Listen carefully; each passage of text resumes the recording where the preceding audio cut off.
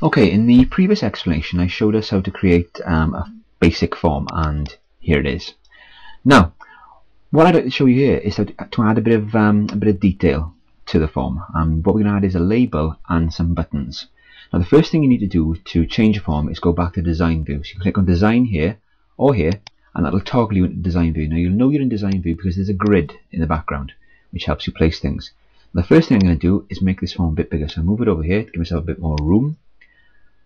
I maximize the window a little bit and I make my form that little bit bigger. Now the next step is I'm going to move these controls down a bit. So I lasso the controls by clicking with the left button and dragging it around, and I click and I move these down a bit. Now over on the toolbox here I'm going to use AA, which is a label, to put a label at the top to give my form a bit of a title. So I create that label, stretch it there, and just type in CD shop. And now to change the font and the size I need to click off that with the left button and click back on the text box, and now I can change the font size up here, and in my extended menus here I can change the font to whatever I want really. And that's how I add a label. Now next I'm going to add some buttons that allow me to navigate across the form. So I go over here to command buttons, I click on that button, and then I drag a button on the screen. Now a wizard will start. Now if this wizard doesn't start, that means you haven't got this button here, the control wizard, switched on. So you need to delete that button and go back and put this button on before you start creating your buttons. Now I want this to go to the last record, so I click on go to last record. Then it's good practice to go to next. Choose the icon you want. I'm happy with that, so I'll go to next again. And here give the button a good meaningful name. So CD form last record. If you don't do that, then in the Visual Basic that comes behind the button, it'll just say command 21, command 22 or whatever, and you won't have a clue where you are. And then go to finish, and it creates a button like so.